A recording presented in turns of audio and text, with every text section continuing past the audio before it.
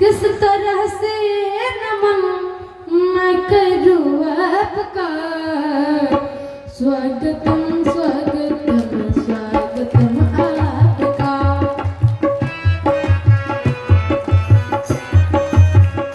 किस तरह से नमन मैं करूँ आपका। किस तरह से नमन मैं करूँ आपका। स्वागतम स्वागतम स्वागतम आपका।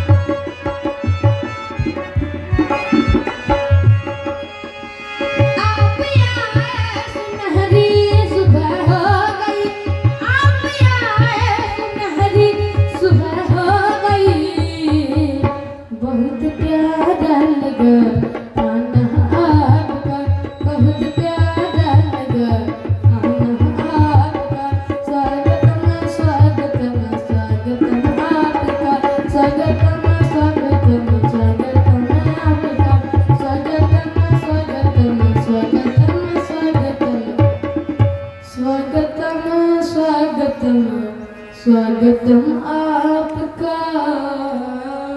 बोलिए सतगुरुदेव की जय। आनंद जी के लिए एक बार सभी लोग तालियां बजाएं। इसी प्रकार आप सबको अपने सुमधुर कंठ से आप लोगों के आनंदित करता रहे और इस क्षेत्र में भी आगे बढ़ते रहे, यही शुभकामनाएं हैं। आइए सत्संग की इस बेला पर, इस अवसर में सत्संग में हम प्रवेश करें। इस मंच पर उपस्थित परम सम्माननीय, परम पूजनीय संत समाज, सत्संग प्रेमी बंधुओं, शक्ति भक्ति के स्रोत ममतामयी माताओं, लगातार 3 दिनों से सद्गुरु संतों की अमृतवाणी से आप सब अप्लावित हो रहे हैं। लगभग अध्यात्म क्षेत्र के, या यूं कहूं कि सद्गुरु कबीर के समस्त सिद्धांतों का इस मंच के माध्यम से कहना, बोलना और सुनना हो चुका है। और जब बात पूरी हो जाती है तो बात आ जाती है जीवन जीने की। उन बातों को हम जीवन में कितना आत्मसाध करते हैं, कितना जीते हैं, ये हम पर डिपेंड करता है। और जो व्यक्ति सद्गुरु कबीर के मार्ग पर जितना चलेगा, उनकी बातों को जितना अनुसरण करेगा, वो अपने जीवन में उतना ही शांति के पथ पर चल पाएगा, उनके जीवन में उतना ही सुख आएगा। धर्म अध्यात्म की बात जब आती है तो सद्गुरु कबीर का नाम उभर करके सामने आता है, जिन्होंने धर्म अध्यात्म समाज की सब तरफ की बातें उन्होंने कही। मनुष्य के हजारी प्रसाद द्विवेदी ने एक बार कहा था, जिस प्रकार हीरे के 56 पहल होते हैं और सभी पहल अपने आप में चमकदार होते हैं, ठीक इसी प्रकार सद्गुरु कबीर की कही हुई सारी क्षेत्रों में उनकी वाणी अपने आप में अद्वितीय है। इसलिए सद्गुरु कबीर की हम आज भी, उनकी जो बातें हैं आज भी प्रासंगिक है। उतनी ही आज आवश्यकता है जितनी आज से 600 वर्ष आवश्यकता थी। और यही कारण है कि व्यास मंच पर बैठ करके कोई भी वक्ता, कोई भी कथाकार सद्गुरु कबीर की वाणियों को बिना छुए अपनी कथा पूरी करते नहीं। जब तक सद्गुरु कबीर की वाणी को लेगा नहीं, तब तक उनकी कथा पूरी होती नहीं। तो सद्गुरु कबीर की वाणियों को लेना बहुत जरूरी पड़ जाती है। और आज तो सद्गुरु कबीर की उतना ही आवश्यकता है, उनकी वाणियों की, क्योंकि जब देश अत्यधिक द्वंद्व में जातिवाद के नाम पर, भाई भतीजेवाद के नाम पर, घर में देश में ज्यादा वैमनस्यता जितनी बढ़ जाती, उतना ही उस घर में सामंजस्यता के लिए सद्गुरु कबीर की आवश्यकता पड़ती। आज एक देश दूसरे देश के लिए घातक जब हो जाता, तब हम सोचते हैं अब समन्वय हो जाना चाहिए, अब लड़ाई की समय नहीं है, अब लड़ाई नहीं होनी चाहिए। हमारा यह देश करीब हजारों वर्षों तक गुलाम रहा और गुलामी में से कई कारण रहा है। उसके एक कारण तो यह है कि इस देश का अंधविश्वास, इस देश में अंधविश्वास घुन की तरह व्यक्ति के विचारों को खाता चला गया। एक बात तो ये रही कि आदमी को विचार करने की स्वतंत्रता छीन ली गई। धर्म के नाम पर, ईश्वर के नाम पर कोई आदमी विचार करे तो उनको नास्तिक कहा गया। और यही कारण है कि विचारों में स्थिरता आ गई, और विचारों में स्थिरता के कारण अंधविश्वास फैलता। जिस प्रकार प्रवाहित नदी में पानी जब तक बहता है तब तक पानी गंदा नहीं होता, पानी जब ठहर जाता है, जिसको आप पोखरा कहते हैं, जिसको आप तालाब कहते हैं, वो पानी गंदा होना शुरू हो जाता। इधर पोखरा कहते हो ना जी, तालाब को क्या कहते हैं? तालाब कहते, पोखरा कहते, दोनों कहते। तो जब नदी का पानी इकट्ठा हो जाता है, रुक जाता है, अपना बहाव छोड़ देता है, पानी गंदा हो जाता, ठीक इसी प्रकार आदमी के वैचारिक क्षमता में स्थिरता आ जाने के कारण विचारों में गंदगी आ गई, विचारों में स्थिरता आ गई, और विचारों में स्थिरता के कारण अंधविश्वास पनपा, और इसी के चलते अवतारवाद हुआ। हमने विचार नहीं किया, और अवतारवाद को पुष्ट करने के लिए गीता में महाराज कृष्ण के कहे हुए वाणी को हम याद कर लेते हैं, यदा यदा इस धर्मस्य ग्लानिर्भवति भारत। और उसी को हिंदी में कहा कि जब जब होए धर्म की हानि, बाढ़े असुर अधम अभिमानी, तब तब प्रभु लेने मनुज शरीरा, हरहि भव भव बंधन पीरा। कि भगवान तब तब अवतरित होते हैं जब इस धराधाम में पाप बढ़ जाते हैं, और धार्मिक लोगों के उत्थान के लिए, सत्पुरुषों के सहायक के लिए भगवान अवतरित होते हैं। तो भगवान कहाँ अवतरित होते हैं? जहां पर पाप बढ़ते हैं। हमें इस बात पर विचार करना चाहिए। हम केवल सुनते चले जाते हैं और कथाकार हमें सुनाते चले जाते हैं। और जितने भी अवतार हुए, जिसके 10 अवतार हुए तो 24 अवतार की वर्णन करते, और जितने भी अवतार हुए वो सब भारत भूमि में हुए, और वो भी अधिकतर उत्तरी भारत में। तो जरा सोचो, जब अवतार भगवान वहां लेते हैं जहां पर पाप बढ़ जाते हैं, तो क्या सबसे अधिक भारत में ही पापी लोग होते हैं क्या? विचार करो। भगवान कृष्ण के अनुसार तो ये कहा जाता है कि पाप जहां बढ़ते हैं वहां अवतार लेते हैं। और चीन एक ऐसा देश है जहां पर सांप, जहां केकड़ा, जहां मेढक, जहां कुत्ता भी नहीं बचता, वहां खा जाते हैं लोग। मांस के नाम पर जहां कुत्ता भी खा जाए, क्या उस देश में पाप नहीं बढ़ा है? हमारे भारत देश में ही पाप बढ़ा है कि जिसके चलते यहाँ पर सारे अवतार हुए। सतयुग, जरा अपने विवेक की आंखें खोल करके तौलना शुरू करो या विचार करो। सतयुग में कहा जाता है 4 अवतार लिए। सतयुग जब चारों चरण पुण्यों से भरा हुआ था, और चारों चरण जब पुण्यों से भरा हुआ था, तो यहाँ पर अवतार की कोई जरूरत कहाँ रही थी? समझ में आ रही है? मेरे साथ अगर हाथ हिलाओ, माथा हिलाओ, सिर हिलाओ या हाँ हो कहो तो बात समझ में आती। आपके चेहरा देखो, मुस्कान ना हो तो मुझे ऐसा लगता है समझ में नहीं आ रही। हमारे यहाँ सा के जगह हा प्रयोग करते हैं। जैसे सिंध नदी को हिंद नदी कहा गया, और यहाँ के लोगों को हिंदू कहा गया, और इस देश को हिंद देश कहा गया। अभी भी आप पश्चिम राजस्थान चले जाओ, जिसको आप मारवाड़ कहते हैं, या पश्चिम गुजरात चले जाएं, वहां पर लोग सा के जगह हा प्रयोग करते हैं। साबुन को हाबुन कहते हैं, साला को हाड़ा कहते हैं, और सगा को हगा कहते हैं। एक बार की घटना सुनाओ। जब पहली बार मैं मड़वाड़ गया हुआ था, तो एक भाई आए बंदगी करने के लिए, और अपनी बेटियों को लेकर के आए। तो बड़ी बेटी को इशारा करते हुए कहने लगा, बाबजी आ मारो मोटी बेबी छे। उन्होंने कहा आ मारो मोटी बेबी छे,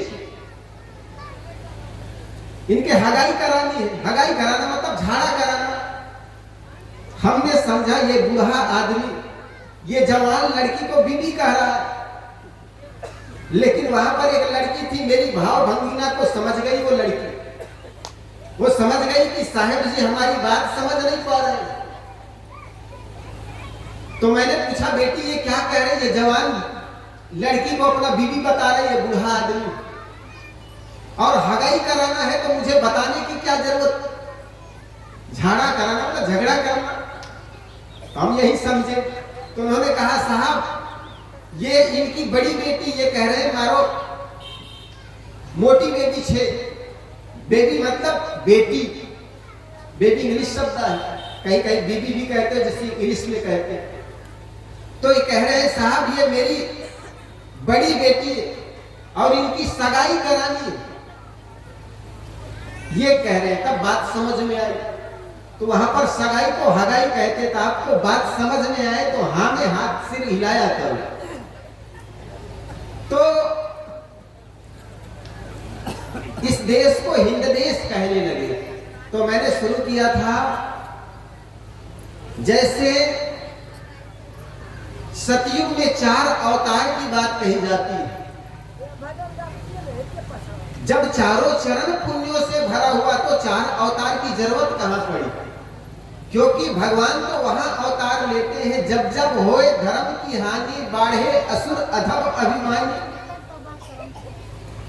जब जब पाप बढ़ जाते हैं, वहां पर असुर बढ़ जाते हैं, तो उनकी रक्षा के लिए भगवान अवतरित होते हैं।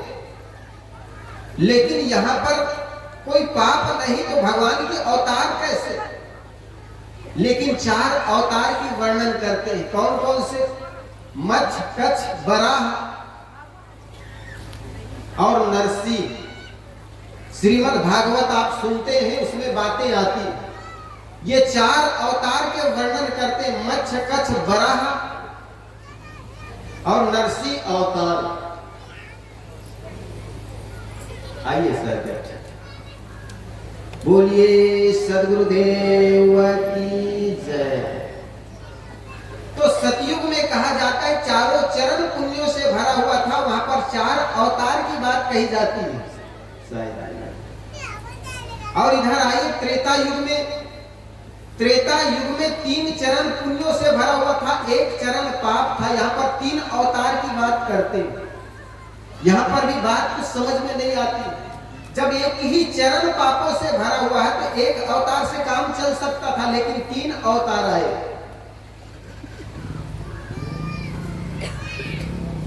राम, परशुराम और 1 अवतार और, ये 3 अवतार आए। राम, परशुराम और 52 अवतार, 52 जिसको कहते हैं। और 52 भगवान ने कहते 3 पर से तीनों लोग को नाप लिए। राजा बलि थे। राजा बलि बड़े धर्मात्मा राजा थे, लेकिन किसी देवताओं में इतना शक्ति नहीं कि बलि को जीत सके। तो उसके लिए भगवान विष्णु को 52 भगवान बनकर के अवतरण होना पड़ा, ऐसे कहा जाता। तो राक्षस जिसको आप कहते हैं, जिसको दैत्य कहते हो, वो दैत्य भी बड़े बलशाली थे। तो सारे राज्यों को जब बलि राजा ने हथियार लिया, राज्य कर रहे थे और देवताओं में शक्ति नहीं कि उसको हरण कर सके या जीत सके, तो 52 अवतार लेना पड़ा भगवान विष्णु को। तो यहाँ पर 3 अवतार की चर्चा करते हैं, राम, परशुराम और 52 अवतार।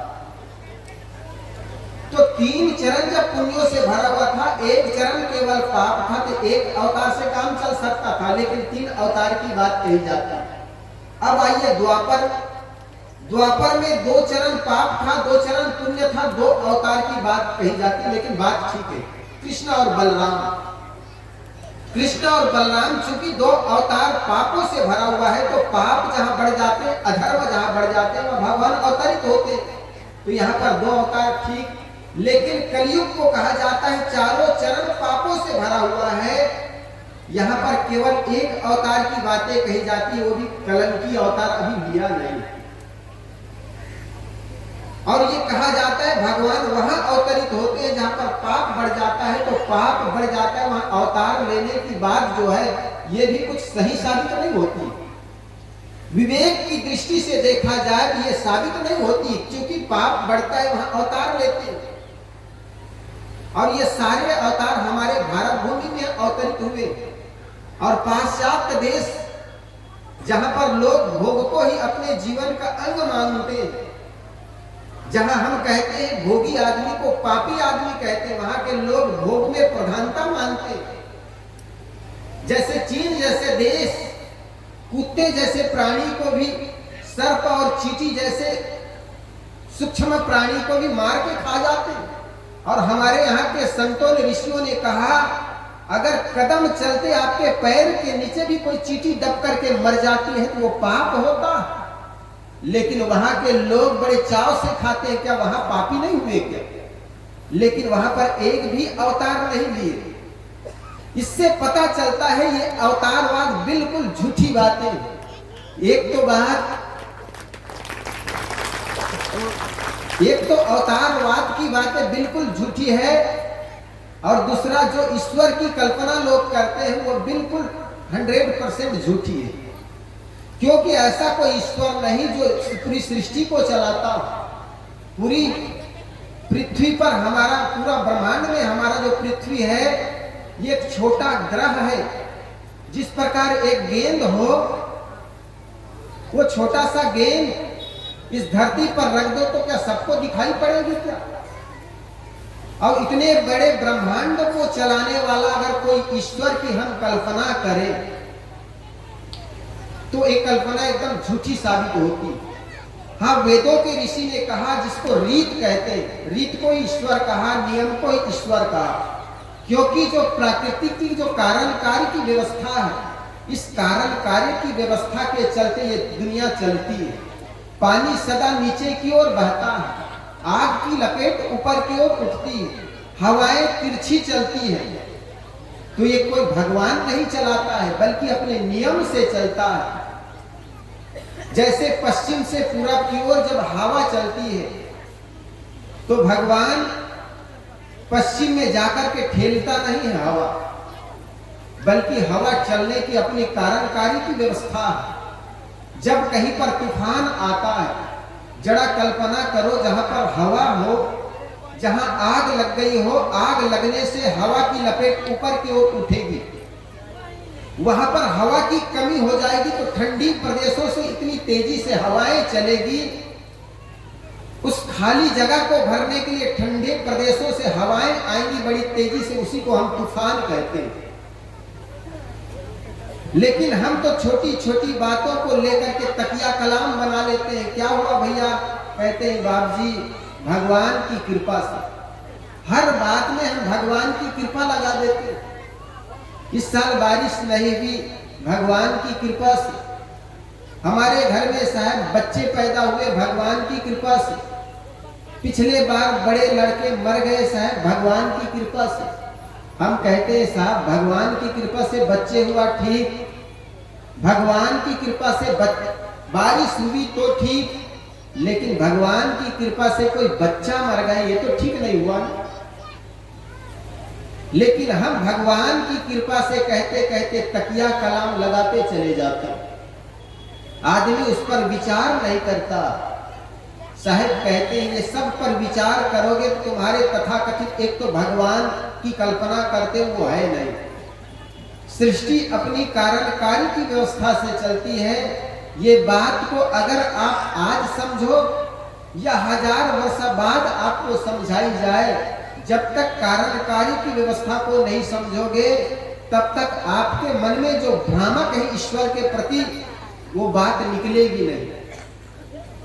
तो जब तक कारणकारी की व्यवस्था को नहीं जान पाएंगे कि पानी का बहना कैसा होता है, कई बार ज्वालामुखी आ जाता है या पृथ्वी में हड़कंप मच जाता है, जिसको आप कंपन कहते, भूकंप कहते। तो इसका कारण वैज्ञानिक लोग बताते हैं हमारी पृथ्वी के अंदर कई जगह ऐसा आग का गोला है और कई जगह पानी की धाराएं बह रही है। अब जरा सोचो, छोटी सी पतली परत है जहां पर पानी की धारा बहे जा रही है और दूसरी छोर में आग का गोला हो, हजारों हजारों टन पानी उस आग के गोला में जब समाहित हो जाएगी तो वो भाप बन करके पृथ्वी फाड़ करके ऊपर निकलेगी। उसको संतों ने कहा ज्वालामुखी। और ऐसे ही कभी पृथ्वी में हड़कंप जो मचता है, जिसको कंपन आप कहते हैं, पृथ्वी में अनेक प्रकार के चट्टाने हैं, पत्थर हैं, अपनी जगह को जब छोड़ देता है तो उसी को हम भूकंप कहते हैं। आए दिन जैसे आपके शरीर में बहुत कमजोर जगह होता है, वहां से फोड़े निकल आते हैं, कई बार आपके शरीर में 7 फोड़े होते हैं, 21 फोड़े होते हैं। कुछ लोग बताते हैं ये फोड़ा जो होते हैं आपके शरीर के, जो डॉक्टर होते हैं वो बताते हैं ये शरीर के फोड़े वहां से निकलते हैं जो भाग कमजोर होता। ठीक इसी प्रकार जो भाग पृथ्वी का कमजोर होता है वहां पर ये ज्वालामुखी और वहां पर ये भूकंप जैसे घटनाएं घटती रहती। ऐसा नहीं कि भगवान आकर के, हमें कथा पुराणों में बताया गया है कि जो पृथ्वी है वो बैल के सिंग पर रखी हुई है, यही बताया जाता है ना जी। ये फिल्म अभी रिलीज हुई है कुछ दिन पहले, सब कुछ भगवान भरोसे। उसमें एक लड़का को पूछा जाता है कि बताओ भूकंप आने का कारण क्या है? तो वो कहता है, लड़का कहता है, एक लड़का खड़ा होकर कहता है सर कथाओं में ये बात कही जाती है कि बैल के सिंग में ये पृथ्वी रखी हुई है और बैल जब थक जाता है एक सिंग से जब दूसरे सिंग में बदलता है तब भूकंप आता। तो दूसरा लड़का कहता नहीं सर ये गलत कहता, ये कारणकारी की वो लड़का व्यवस्था की बात करता। तो उस लड़के की बात को भी इनकार कर दिया जाता है, क्योंकि कई बार ऐसी बातें हमारे कथा पुराण में सुनाए जाते हैं, हम उसको सुनते चले जाते हैं। तो कारणकारी की व्यवस्था जब तक समझ में नहीं आएगी तब तक हम कथा भागवत की जो बातें हैं अपने मगज में भरते चले जाएंगे। और ऐसे ही सदगुरु कबीर के मंच में जब आपको निर्णयपूर्ण वचन सुनाए जाएंगे, निर्णय पूर्ण वाणी सुनाए जाएंगे, तो निश्चित जानिए आपके जीवन के अंधविश्वास या भ्रम पूर्ण बातें जरूर दूर हो जाएंगी। लेकिन इसके लिए जरूरी है निर्णय पूर्ण बातों को समय समय से उद्घाटन करना। तो इससे क्या होगा? इससे हमारे विचारों में जो धूमिल पड़ जाते हैं, जैसे रोज आप सुबह उठ करके कपड़ा बदलते हैं, शाम को वो कपड़ा गंदा हो जाता। सुबह कितना सुंदर कपड़ा पहनो लेकिन शाम तक वातावरण के प्रभाव में आने से गंदा हो जाता। इसी प्रकार हमारे विचार भी धूमिल हो जाते हैं, क्योंकि अनेक प्रकार के अंधविश्वास की बातें सुनते सुनते हमारा मन भी धूमिल हो जाते। उनको धोने के लिए, उनको साफ करने के लिए हमें सत्संग की जरूरत पड़ती है। जैसे आप शरीर को धोने के लिए तो बहुत सी जगहें हैं, बाथरूम में आप जाकर के शरीर को सुंदर संवारते धोते, ब्यूटी पार्लर में जाकर के आप अपने चेहरे को संवारते, लेकिन मन को भी सजाने और संवारने की कोई जगह है तो वह है सत्संग। हमारे संत लोग सुनाते हैं, तन साफ बना कर देख लिया, मन साफ बनाने आए हैं। तन साफ बना कर मन साफ बनाने आए हैं। दुनिया को रिझा कर देख लिया, गुरुवर को रिझाने आए हैं। दुनिया को रिझा कर वर को रिझाने आए हैं। समझ में आ रही बात? एक बार दो पंक्ति मिलकर के दोहराए, सभी लोग आपस में, पीछे से आप लोग भी दोहराना। तन साफ बना कर देख लिया, मन साफ बनाने आए हैं। तन साफ बना कर देख, मन साफ बनाने आए हैं। दुनिया को रिझा कर देख लिया, गुरुवर को रिझाने आए हैं, दुनिया को रिझा कर देख लिया, गुरुवर को रिझाने। तन साफ बना कर देख लिया, मन साफ बनाने आए हैं, तन साफ बना कर साफ बनाने आए हैं। ये सत्संग एक ऐसी जगह है जहां पर मन को साफ बनाया जाता है, साफ मन को चमकाया जाता है। आपके तन कितना सुंदर हो, शरीर कितना सुंदर हो, चेहरा कितना सुंदर हो, ये महत्वपूर्ण नहीं है। महत्वपूर्ण है आपका मन कितना निर्मल है। जिस व्यक्ति का मन निर्मल होता है उस व्यक्ति को सभी लोग चाहते हैं, लेकिन जिसके मन में कपट हो, ईर्ष्या का भाव हो, द्वेष का भाव हो, वो व्यक्ति कितना भी संपन्नशाली हो, वो व्यक्ति कितना भी सुंदर हो, कोई उसको प्यार नहीं करता। आदमी चेहरे का अहंकार करता है, विद्या का अहंकार करता है, पद का अहंकार करता है, लेकिन साहब ये अहंकार काम नहीं आएगा। आप कितनी विद्याओं को जीते हैं और धन कितने लोगों को उपयोग करते हैं धन का, ये बड़े महत्वपूर्ण है। जिन लोगों के बीच रहते उनके साथ कैसा बर्ताव करते हैं, बड़े महत्वपूर्ण है। एक व्यक्ति था, गांव छोड़ करके जा रहा था अपनी पत्नी के साथ। उस समय बैलगाड़ी का जमाना था। बैलगाड़ी में बैठ करके जा रहा था। उनके मन खिन्नता से भरा हुआ था। गांव वाले को कोस रहा था, इस गांव में कभी लौट करके नहीं जाना है मुझे। गया चौराहे पर 20-25 किलोमीटर जाने के बाद चौराहे पर एक झाड़ के नीचे एक संत बैठा हुआ था। संत के पास जाकर के अन्याय विनय किया कि संत भगवान, मैं इस गांव में बसना चाहता हूं, यहाँ के लोग कैसे हैं? उस संत ने पूछा, बेटा पहले ये बता, जिस गांव से तुम आ रहे हो उस गांव के लोग कैसे हैं? उस सज्जन ने कहा, गुरुदेव क्या बताऊं, वहां के लोग बहुत ईर्ष्यालु है, बहुत क्रोधी है। उस गांव में मैं कभी वापस लौट करके जाना नहीं चाहता हूं। संत ने कहा, बेटा उस गांव के लोग जितना ईर्ष्यालु है उससे डबल यहाँ के लोग ईर्ष्यालु है। यहाँ के लोग बहुत खराब है, आपको यहाँ पर जीने नहीं देंगे। वो आदमी अपने गाड़ी बढ़ा करके आगे बढ़ गया।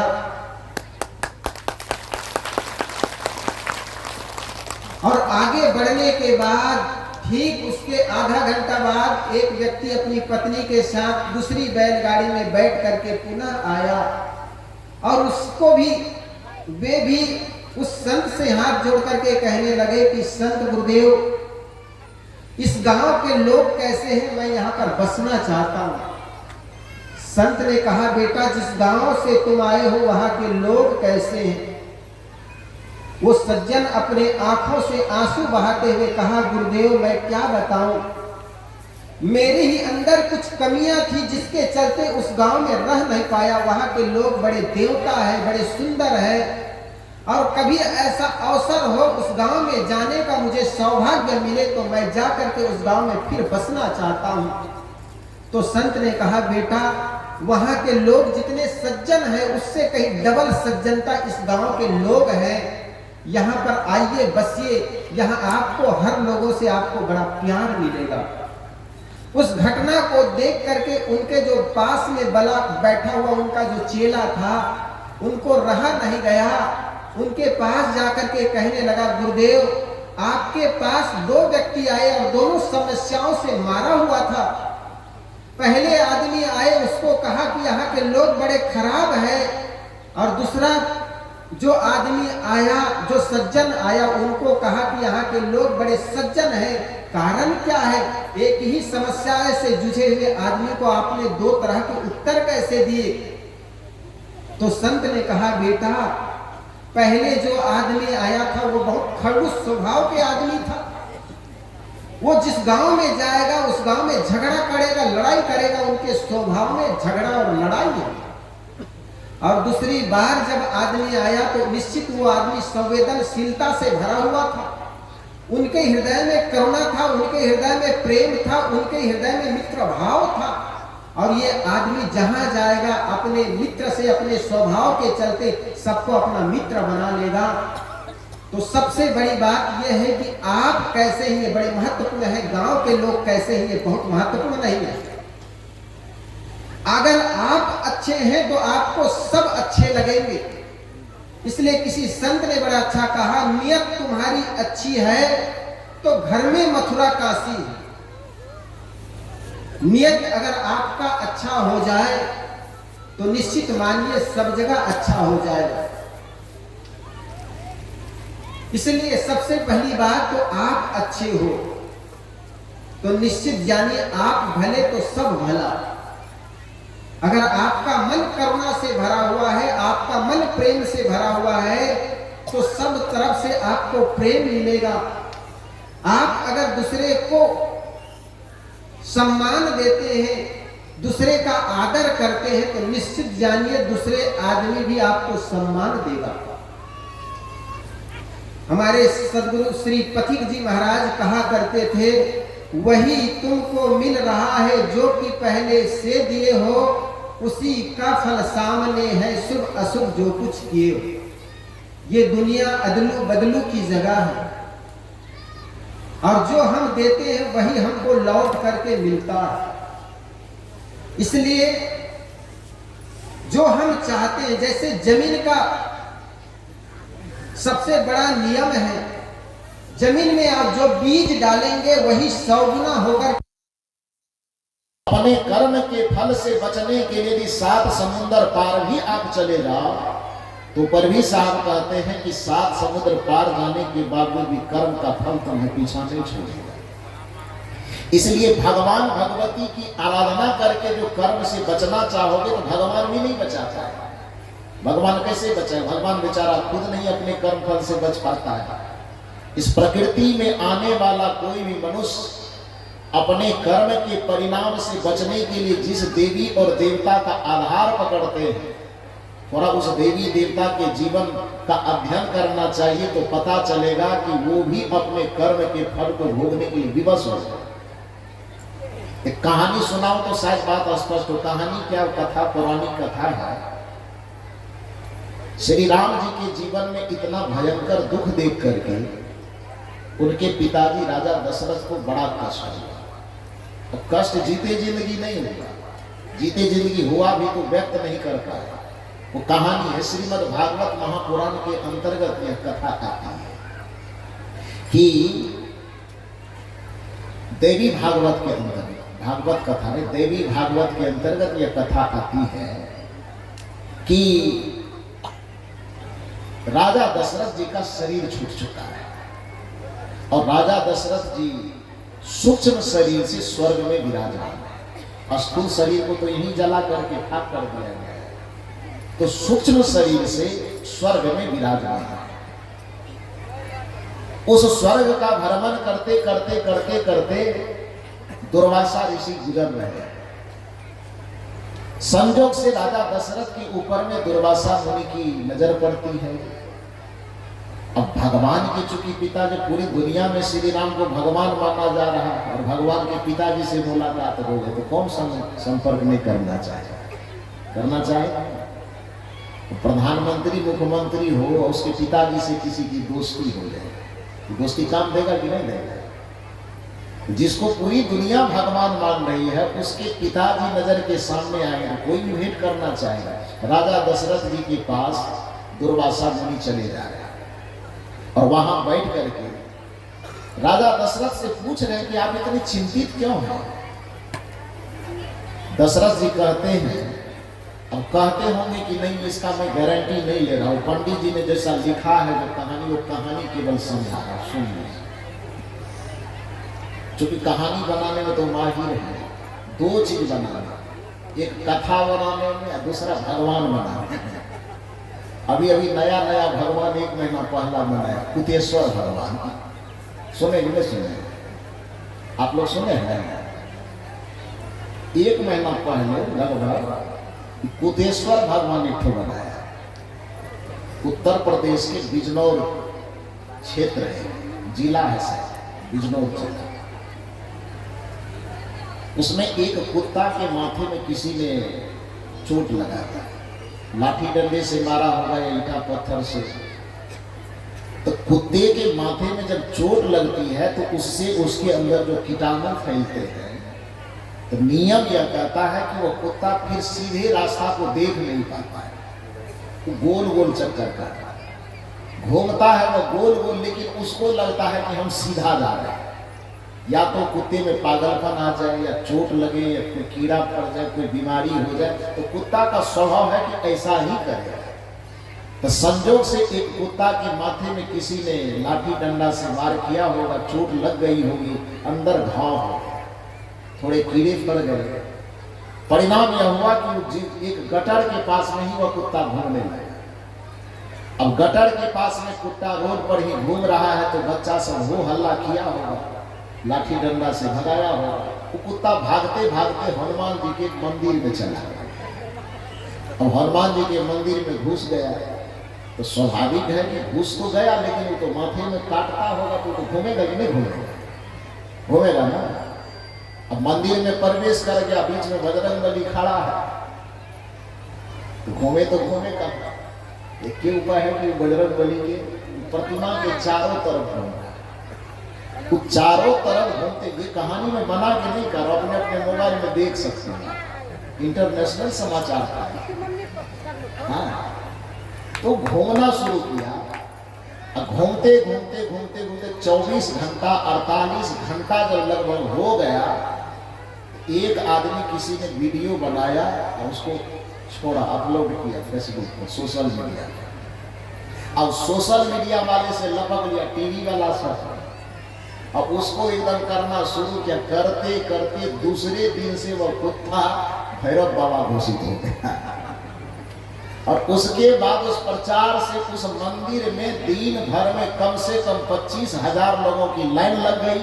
और जैसे लाइन लगा तो 5 ठो पंडित एकदम मारा त्रिपुंड, एकदम यहाँ से वहाँ लाल टीका, अगरबत्ती, दिया, पान प्रसाद लेके कुत्ता के पास बैठ गए, क्योंकि वो तो दिन रात पत्थर पत्थर से कमाने वाला लोग है। अंधविश्वास कैसे शुरू होता है? ज्यादा दिन की घटना नहीं, महीना भर लगभग पूरा तिलक मारा, दिया, अगरबत्ती, पान प्रसाद लेकर के बैठ गया, घंटी उल्टी बजाने लगा। ये हम लोगों को जितना अच्छा गद्दा दिया है ना, ये ना आप लोग, उससे ज्यादा मलमल वाला गद्दा लाया। एक तो ठंडी महीना थी, 1 महीना पहले, तो रजाई मिला। अब कुत्ता जो घूमते घूमते बेचारा थक गया था, तो बेहोशी की अवस्था आ गई। बस उस कुत्ते को गद्दा पर सुला करके ऊपर से रजाई ओढ़ा करके और कुत्ता का दोनों पैर आगे निकाला। अब पैर आगे निकाल करके पंडित जी ही माथा को रगड़ रहा है। उसको देखा देखी जो इतना है, खास करके यही भीड़ जो है इतनी पर से, हाँ, इन लोगों की लाइन ज्यादा लगी। और उसके बाद 10 दिन तक कुत्ता के पैर पर माथा रगड़ रहा है, हे भैरव बाबा हमारा सब दुख दूर कर दीजिए। इन लोगों का दुख दूर हुआ कि नहीं हुआ? लगभग 1 सप्ताह या 3-4 दिन तक ही ज्यादा ये खेला चला। 3-4 दिन के दिन में इन लोगों का दुख दूर हुआ होगा कि नहीं ये मुझे नहीं पता, लेकिन रुपया का चढ़ावा इतना हुआ कि 5 पंडित जी का दुख दूर हो गया होगा, ये हमको पता चला। कि ऐसे शोषण होता है। कथागढ़ में अब भगवानगढ़ में कर्मकांडियों को महारत हासिल। लेकिन एक बात मैं सवाल आपसे करना चाहता था, वह सवाल यह है कि यदि कर्मकांड आपके जीवन में 1 नहीं 1 लाख कर्म बिगड़ जाए, तो आप बताइए कि आपको इस संसार में कोई बचाने वाला होगा? और यदि कहीं आपके मन में अब बैठा हो कि हम अपने बिगड़े हुए कर्म को कर्मकांड से सुधार लेंगे, तो मेरा एक सवाल का जवाब दीजिए आप लोग, रावण पूजा करता था कि नहीं करता था? थोड़ा जोर से बताओ। रावण पूजा करता था। बोलिए, 2-3 दिन से हम बहिर हो गए हैं, जोर से बोलिएगा तब हम सुनेंगे, तो थोड़ा जोर से बोलिए। रावण पूजा करते थे कि नहीं करते थे? आपसे हमसे कम की ज्यादा? इधर बोलिए। आप और हम जितना पुजगड़ी बनते हैं बेलपत्तर चढ़ा चढ़ा के, तो रावण हमसे कम बड़े पुजारी थे कि ज्यादा? ज्यादा था। मंत्र पढ़ने के लिए वो हमसे ज्यादा जानते थे कि कम जानते थे? इतना बढ़िया जानते थे कि आज भी भारतवर्ष का कोई पंडित शिव जी की पूजा करवाते हैं तो रावण के ही बनाए मंत्र का जप होता है, उच्चारण होता है ना। तो विद्वान थे कि नहीं? पुजारी थे कि नहीं? फिर रावण को शंकर भगवान खुद खड़ा होकर के क्यों मरवा दिया? शंकर जी रावण के पक्ष में थे कि राम जी के पक्ष में थे? किसके पक्ष में थे? तो जिस शंकर जी की जीवन भर रावण पूजा किया, पूजा करके उनको इतना प्रसन्न किया कि रावण के साथ में लंका जाने तक के लिए शंकर जी तैयार हो गए, तो आखिर उसी रावण को मरवाने के पक्ष में शंकर जी खड़े हो गए। वह भगवान अपने भक्त के विपरीत खड़े हो गए। क्यों खड़े हो गए? कर्मकांड बिगड़ा था कि कर्म बिगड़ा था? थोड़ा जोर से जवाब दो। कर्म बिगड़ा। इसका मतलब क्या हुआ? इसका मतलब यह हुआ कि कर्मकांड हमारे जीवन में लाखों हो, लेकिन फिर भी यदि हमारा कर्म बिगड़ जाए तो दुनिया का कोई भी भगवान हमारी रक्षा नहीं कर सकता है, कोई भगवान हमें बचा नहीं सकता। दूसरा उदाहरण मैं आपसे पूछना चाहता था। आप बताइए कि अभी हिरण्याकश्यप का नाम आप जानते हैं? जानते हैं कि नहीं जानते? प्रहलाद अभी तो आएगा, होली 2-3 दिन के बाद होली का दहन होगा कि नहीं? उसका क्या मैटर है वो अलग बात है। उससे जो संदेश हम आपको देना चाहते हैं, वो संदेश ये देना चाहते हैं कि आप बताइए कि होलिका को भगवान की पूजा करती थी वो कि नहीं करती थी? होलिका जिसको हम कहते हैं, वह होलिका भगवान की पूजा करती थी कि नहीं करती थी? कर्मकांड करती होगी तब ना भगवान आके खुश होके वरदान दिए। बिना पूजा किए तो भगवान वरदान नहीं दिए होंगे। मेरी बात समझ रहे हैं ना? पूजा किए होंगे, तपस्या किए होंगे, तब जाकर के भगवान उसको क्या दिए? वरदान दिए। तो पुजारी तो थे, कर्मकांडी तो थे, इतने बड़े कर्मकांडी, इतने बड़े पुजारी की भगवान खुद आकर के उसको वरदान दिए कि तुम अग्नि में नहीं जलोगी, यह मैं तुम्हें वरदान देता।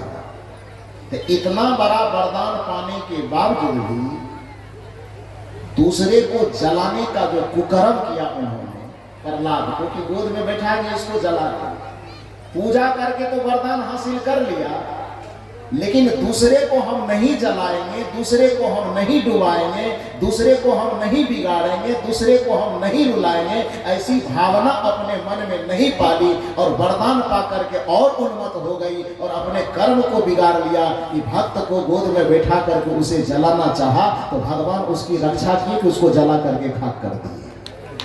क्या किए? क्या किए? जरा सा जोर से बताओ।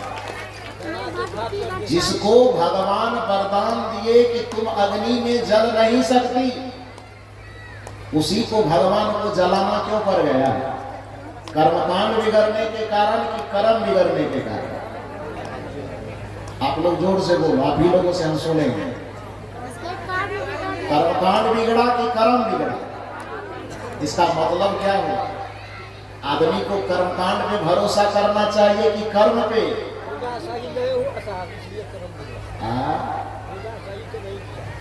पूजा सही से नहीं किया।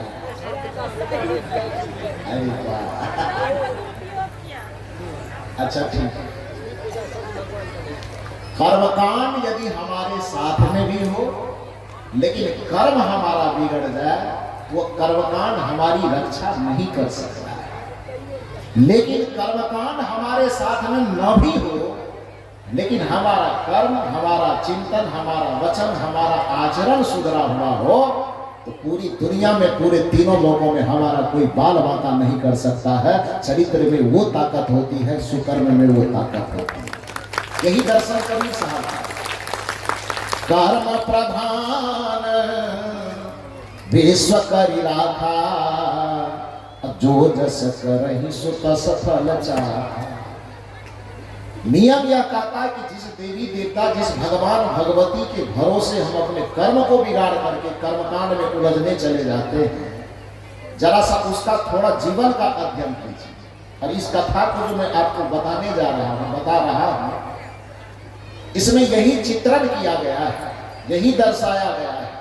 और राजा दशरथ जी दुर्वासा जी से मुलाकात किए होंगे कि नहीं, कि मुझे नहीं पता, लेकिन कथा पढ़ी यही गई है, तो उस कथा से प्रेरक प्रसंग जो आप तक पहुंचना चाहिए उसको सुनिए। राजा दशरथ और दुर्वासा ऋषि के बीच वार्तालाप हुआ।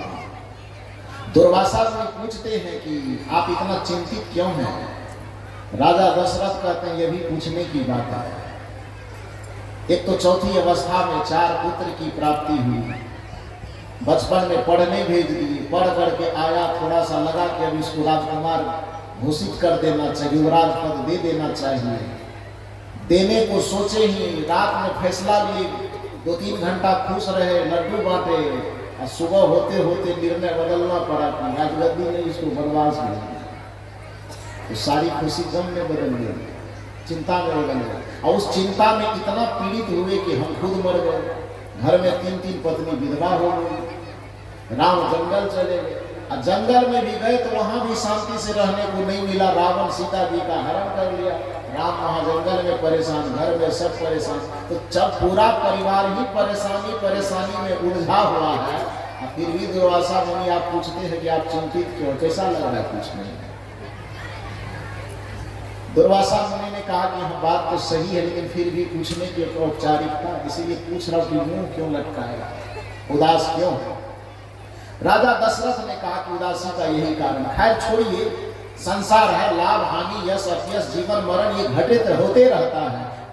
उन बातों को लेकर मैं ज्यादा चिंतित नहीं हूं, लेकिन सभी बातों में एक बात जो मुझे तीर की तरह चुभ रही है, वह बात यह है कि हमको यदि दंड मिलता, हम मर गए, उसकी चिंता नहीं है।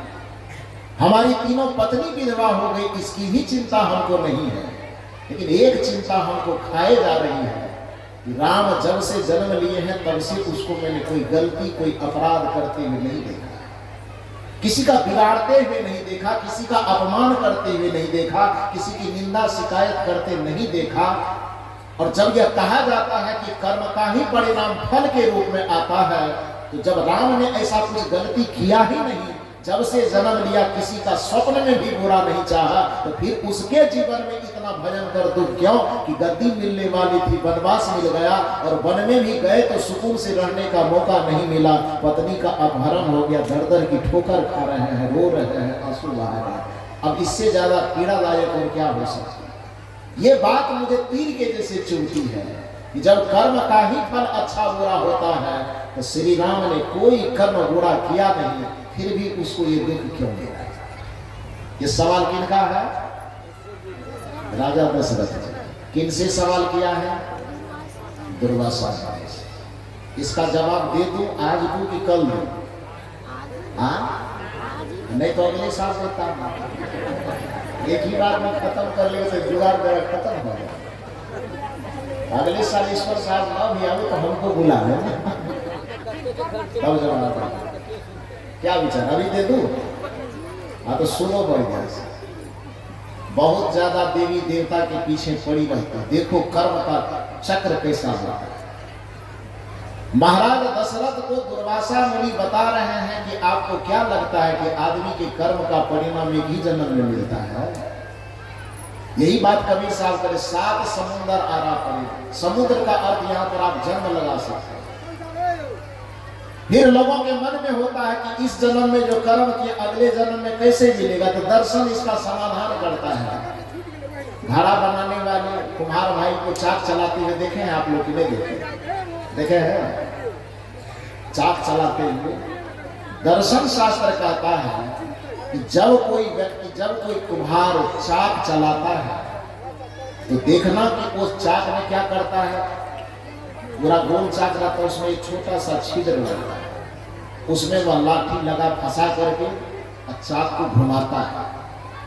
घुमाते घुमाते घुमाते घुमाते उसको ना इतना तेजी से घुमाता है, और 2 4 5 10 मिनट घुमाते घुमाते उसके बाद लाठी को निकाल करके रख देता है। तो चाक से जब लाठी निकल गई तो चाक चलना बंद हो गया। हाँ? कब तक चलेगा?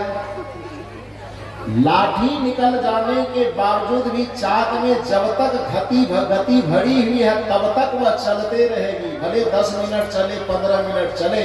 दर्शन शास्त्र कहता है ठीक उसी प्रकार से यह मत समझना कि जब तक चाक के अंदर लाठी लगी हुई है, जब तक मेरा हाथ घुमा रहा है तभी तक चाक घूमेगा, बल्कि अपने हाथ को उस घुमाने से मुक्त भी कर दोगे फिर भी चाक अपनी गति से निरंतर चलते रहेगा।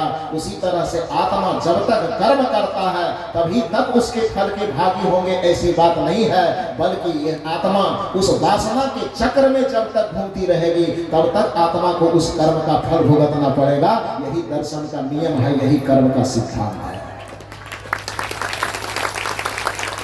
इसलिए कोई व्यक्ति चाहे कि आज हमने कर्म किया तो आज ही उसका फल खत्म हो गया, कौन देखने आया, मत सोचिए इसे। क्योंकि विचारक कहते हैं कि बूढ़ा किसान बगल में बीज बो रहा था खेत में, और संजोग से हमारे महेंद्र साहब भी रास्ते से जा रहे हैं। तो संत का स्वभाव होता है किसी से थोड़ा हंस लेना, बोल लेना, मुस्कुरा, हालांकि मुस्कुराना तो मानव मात्र का स्वभाव, संत का तो विशेष स्वभाव। हालांकि कुछ संत ऐसे भी होते हैं जब मंच पर बैठे तो मुंह ऐसे लटका के रहते, लगता है मुंह में बिरनी को पता लगा गया। मेरा स्वभाव ऐसा नहीं, मैं थोड़ा हंसने वाला हंसाने वाला, उसमें हमारे श्री राम स्वरूप साड़ी तो पूछिए मत, तो गाड़ी बस ऐसा पिपीक करता है सबके पेट में हंसाते हंसना चाहिए। मनुष्य की पहचान ही है। एक जगह पर मुझसे प्रश्न किया कि मनुष्य की क्या परिभाषा हो सकती है। मैंने कहा मनोविज्ञान मनुष्य की बहुत सारी परिभाषा गढ़े होंगे, सामाजिक विज्ञान भी मनुष्य की बहुत सारी परिभाषा गढ़े होंगे, लेकिन यदि खुले दिल से खुले दिमाग से मनुष्य की परिभाषा गढ़ो तो मनुष्य की परिभाषा यह हो सकती है कि वह प्राणी जो इस धरती पर मुस्कुरा सकता है उसी को मनुष्य कहा जाता है। क्योंकि मनुष्य के अलावा इस धरती पर मुस्कुराने का सौभाग्य किसी को प्राप्त नहीं। और मनुष्य शरीर पाकर के भी जो मनुष्य मुस्कुरा न सके तो फिर उसको मनुष्य कहना बेकार है। क्योंकि असल बात यह है कि इस धरती पर जिसकी मस्ती जिंदा है उसी की हस्ती जिंदा है।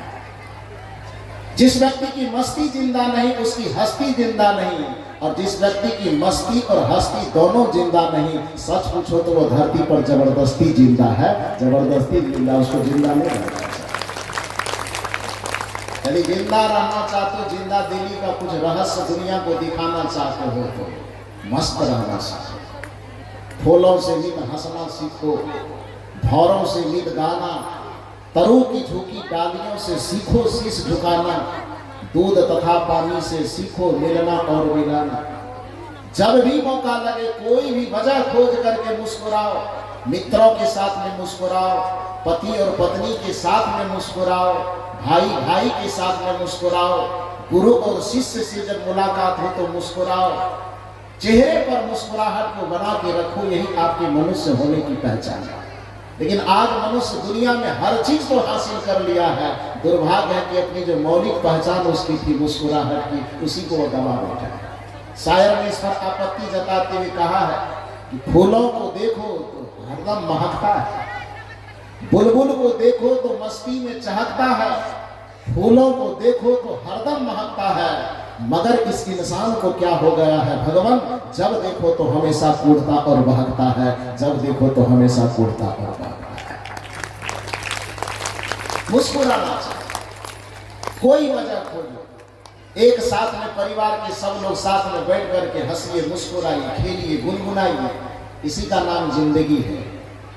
एक दूसरे से ईर्ष्या में जलिए मत, किसी से किसी को नीचा दिखाने के लिए योजना बनाते बनाते कूदते भागते मत रहिए। मैं तो कहा करता हूँ कि अरे भैया जब 60 70 80 साल के बाद एक दिन तुमको श्मशान घाट में जा करके जल करके खाक होना ही है, तो फिर दिन रात ईर्ष्या में जल करके मन को खाक करने की, जीवन को खाक करने की क्या जरूरत है? एक न एक दिन तो खाक हो, एक न एक दिन तो पूरे ही जल जाओगे। तो जब एक दिन तुम्हारा जीवन जलना तय है, जीवन को चिता पर जाना तय है, तो फिर अपने मन को दूसरे की तरक्की देख के, दूसरे की यश देख करके अपने मन को चिंता पर क्यों जला रहे हो? चिंता पे जलाना छोड़ो, चिता पर तो एक दिन जलना ही है। इसलिए मस्ती से मुस्कुराओ और दूसरे को भी मुस्कुराने का मौका दो। यही मनुष्य होने की पहचान है। तो इसलिए खास करके जो साधु महात्मा है उसको मुस्कुराना चाहिए। मैं जब कई जगह प्रवचन करने जाता हूँ, लोग कहते हैं कि सत्संग में हंसाता, हम तो सत्संग में नहीं हंसेगा तो शराब करता पे जाके हंसेगा। अरे खुशी का खजाना आदमी को सत्संग में न मिले, क्योंकि असली सत्संग आदमी को देता क्या? प्रसन्नता के अलावा क्या देता? और यदि किसी सत्संग में जा करके भी आपका चित्त, आपका मन बोझिल रहे, तो समझ लेना चाहिए तो सुनने वाला नकली है, न तो कहने वाला नकली। क्यों? क्योंकि नियम यह कहता है कि सूर्य भी ओरिजिनल हो, और गुलाब सूरजमुखी के फूल भी ओरिजिनल हो, तो सूर्य के निकलने पर गुलाब का फूल, सूरजमुखी का फूल मुरझाया रहेगा कि खिल जाएगा? थोड़ा जोर से बताओ तो। सूरजमुखी का फूल हो ओरिजिनल, और सूर्य भी ओरिजिनल हो, पर लाइट वाला नहीं, ओरिजिनल। तो उस सूर्य के और उस फूल के दोनों के आमने सामने होने पर फूल खिल जाएगा कि मुरझाया हुआ रहेगा? यदि फूल मुरझाया हुआ रह गया तब क्या होगा? तो मानना पड़ेगा या तो सूर्य नकली है, या नहीं तो क्या नकली है? या तो सूर्य नकली है या तो फूल नकली है। क्योंकि दोनों में से एक यदि नकली होगा तो खिलने का कोई सवाल पैदा नहीं होता है। लेकिन यदि दोनों असली हो जाए तब फूल को तुम लाख कोशिश करो कि वो मुरझाया हुआ रह जाए, वह मुरझाया हुआ नहीं रह सकता है। उसी तरह से जब भक्त का हृदय एकदम असली हो और संतों का ज्ञान यदि असली हो, तो भक्तों को मुस्कुराने और खिलखिलाने से कोई रोक नहीं सकता है, कोई उसको जवाब नहीं दे सकता। नियम कहता है। तो इसलिए संत के सामने में आवे और कोई हंसे और किसी को लगे कि मैं मुस्कुराना नहीं चाहिए, ताल तो मैं यही कहता हूँ कि सत्संग में न हंसेगा तो कहाँ हंसेगा? जुआ के अड्डा पर कि शराब के अड्डा पर? कहाँ हंसेगा? सत्संग में हंसेगा ना। सत्संग में ही हंसना चाहिए। और यहाँ से हंसी की ट्रेनिंग लेकर के जो अपने घरों में हंसो, परिवार के बीच में एक दूसरे को देख करके मुस्कुराओ, खिलखिलाओ, माथे को बोझिल मत रखो, मन को बोझिल मत रखो। तो आइए मैं निवेदन यह कर रहा था कि महाराज दशरथ से प्रश्न किया जा रहा है कि आप चिंतित क्यों हैं? महाराज दशरथ ने कहा कि हमारे पुत्र राम के जीवन में जो दुख आया इसके वजह से मैं चिंतित हूं। दशरथ जी कह रहे हैं कि राम कोई कर्म बिगड़ा हुआ किया नहीं, किसी को सताया नहीं, किसी को पीड़ा नहीं दिया। दुर्वासा मुनि ने कहा कि आपको क्या लगता है कि यही जन्म का कर्म पीछा करता है क्या? आप इस चीज को समझाने के लिए मैं कह रहा था कि एक किसान बगल में छींट रहा था बीज, सामने से श्री महेंद्र साहब जी गुजर गए। तो संत का स्वभाव है मुस्कुराना, और अपना मुस्कुराने के साथ कुछ ऐसी बात कह देना कि दूसरा भी खिलखिला जाए, मुस्कुरा जाए। तो जान पहचान कुछ है नहीं उस किसान से, बूढ़े किसान से, लेकिन संत का स्वभाव है टोक दिया, क्या कर रहे हो भाई साहब? किसान अचकाया। संजोग ऐसा था कि आज बेचारा वो भोजन करके घर से नहीं आया। दोपहर का समय था, धूप कड़ी थी, तो पेट की गर्मी परेशान कर रहा है, और ऊपर से जो धूप की गर्मी पर वो भी माथा को गरमा रहा है। तो भूख की गर्मी और माथे की गर्मी दोनों जब संजोग हो तो ब्लड प्रेशर घटेगा कि बढ़ेगा? बढ़ेगा। तो हमारे साहब ने पूछ रहे थे कि क्या कर रहे हैं भाई साहब? किसान एक बार नजर उठा के देख ली, दाढ़ी वाला बना दी, कहीं दही चूड़ा के जुगाड़ में जाता होगा। तो बेचारा फिर अपना धान छींटने में लग गया, जो ही छींट रहा है। फिर साहब पूछते हैं, चूंकि इनको कुछ कह करके उसे हंसाना, मुस्कुराना, तो कुछ बातचीत का सिलसिला तो चले। तो फिर साहब पूछ रहे हैं कि आखिर क्या कर रहे हैं, कुछ तो बताइए, क्या बोल रहे हैं। फिर वह नहीं बताया। एक बार दो बार पूछने पर बेचारे का ब्लड प्रेशर निरंतर बढ़ते जाएगा। उसने कहा दो मजा अगार पर लगा सब दही चूरा खा लिया है। भूख का लहर हम पूरा पूछते हैं, क्या एकदम छीट रहे हैं, क्या बोल रहे हैं। हालांकि बेचारा किसान भी बड़ा क्रोधी नहीं था। भूख माफी की गर्मी, दोनों गर्मी परेशान किया हुआ। तो विपरीत परिस्थिति में जब किसी को आप कुछ कहेंगे तो उसको थोड़ा बुरा लगेगा। तो वो किसान जब थोड़ा ऊब गया तो उसके ऊब को देख करके महात्मा समझ गए। महात्मा ने कहा, ये भाई नहीं बताना चाहते हो तो मत बताओ। आज तुम छीट क्या रहे हो, भले तुम मुझसे छुपा लो, ना बताओ, लेकिन एक बात याद रखना कि 8 दिन के बाद यदि दोबारा मैं इसी रास्ते से लौटूंगा ना, तो न मुझे तुझसे पूछना पड़ेगा, न अड़ोस पड़ोस अगल बगल वाले से पूछना पड़ेगा। 8 दिन के बाद यह पूरी प्रकृति चिल्ला चिल्ला करके कहेगी कि 8 दिन तो पहले तू इस खेत में क्या बोया था, कौन सा बीज बोया था, पूरी दुनिया को झलक जाएगी। तुमको बताने की आवश्यकता नहीं पड़ेगी,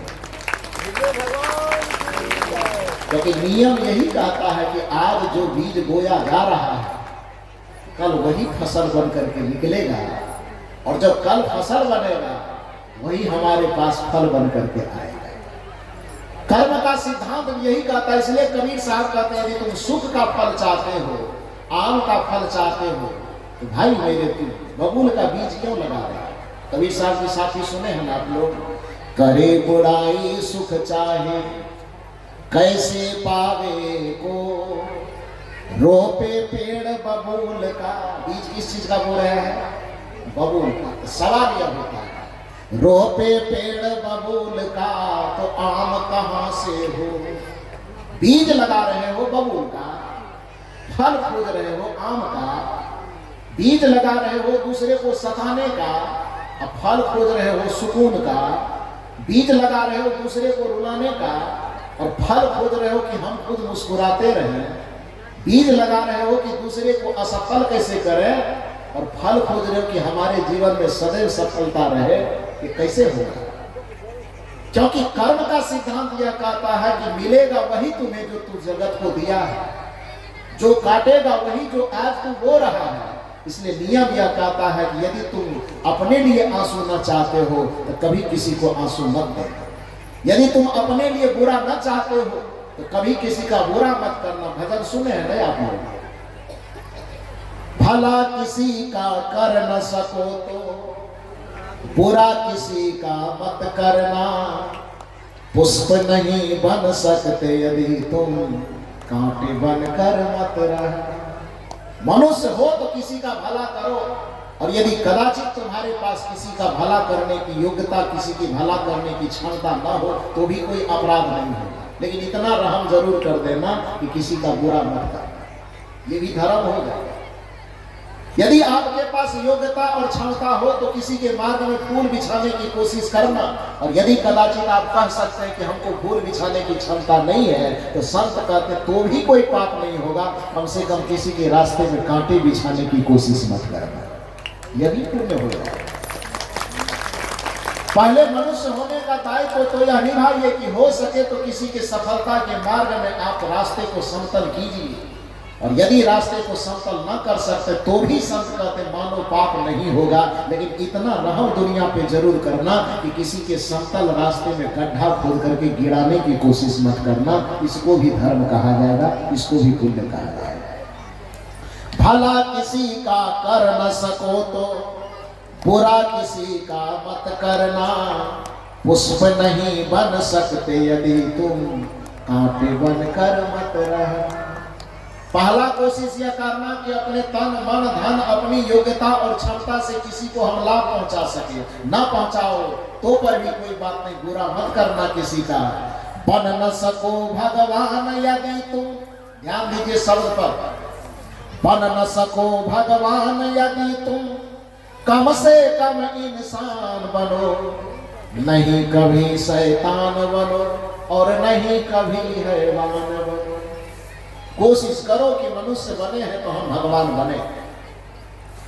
शैतान और हैवान कभी नहीं, क्योंकि इस धरती पर भगवान बन करके कोई जन्म नहीं लेता है, भगवान बन करके आता नहीं है, भगवान बना जाता है।